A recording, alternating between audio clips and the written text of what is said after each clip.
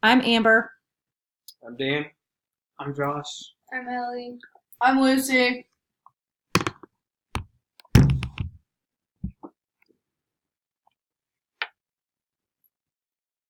Family communications. Everybody knows what happens when you toss a pebble into a still pond. It creates a ripple. This ripple radiates outwards and affects everything in its path, much like how family communication affects everybody in the family unit. Family communication is a study of dynamic interdependence of messages being shared by the family. As many people, including myself, know, family communication is a vital part of making a family successful. The quality of family communication is in direct proportion with one's happiness. The study of family communication is studying how families make meaning and process that information through a shared family filter. This field of study is important for individuals as well as society as a whole. This is a very broad academic discipline, and scholars and the general public have come to a disagreement over the definition of family. Is it strictly based on blood, legalities, religious ceremonies, or is it as simple as the amount of space that a family holds together and the shared space that they live in?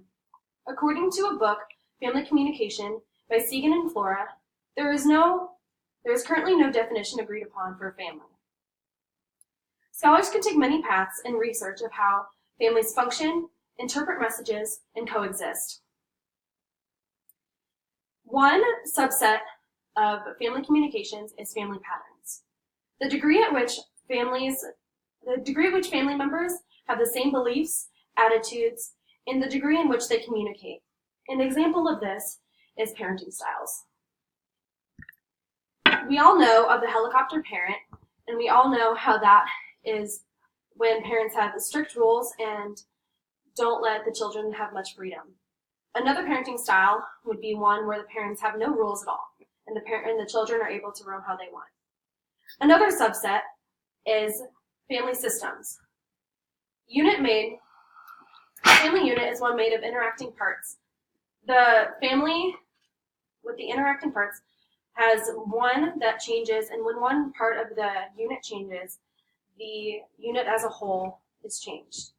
And something that I had always heard when I was growing up is that if mama ain't happy, ain't nobody happy. And I feel like this really illustrates the fact that if one part of the unit is disturbed, the unit as a whole is also disturbed.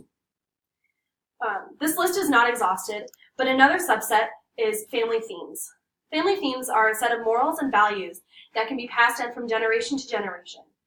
An example of this for my family is how we were taught to respect adults and be grateful for what we have. Many studies are conducted over the different subset forms within family communication. There's been excessive research over the different types of family communication. One that I found extremely interesting was one by Dr. David Olson and the circumplex model of family systems.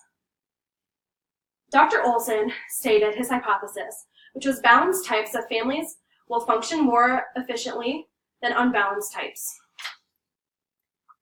He conducted this by taking a national survey of 1,000 families. He set out to find the parent and adolescent communication and family functions. Olson looked at the communication patterns between problemed or unbalanced and balanced families. A problem family could be that family of which that one has a member of the family that has, say, an addiction. Using the circumplex model, we are able to see that families do not need to be structured and connected to be considered balanced. On this axis, we can see cohesion. Cohesion is how families are connected or involved, or how families are connected or involved with each other. On one end of the spectrum, we have low, which means that the families are emotionless and disengaged, and the opposite side is when the boundaries are blurred and members are highly reactive to one another and they're codependent. On the other axis, we have flexibility. And this is the leadership in a family and the rules that they've set in place. On one end, we have rigidity, in which the family has strict rules that are often unchangeable. And the other end, we have where there are no rules at all. The goal of a family should be flexibility, a connected family, and positive communication.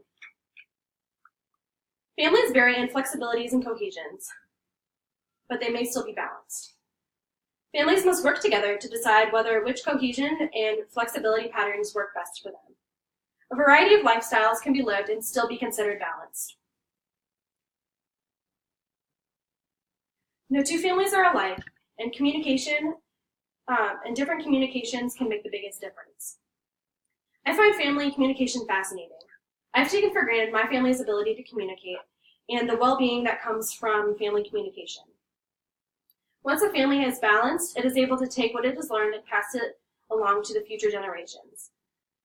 Family communication is vitally important and makes for a large impact in society as a whole. Thank you.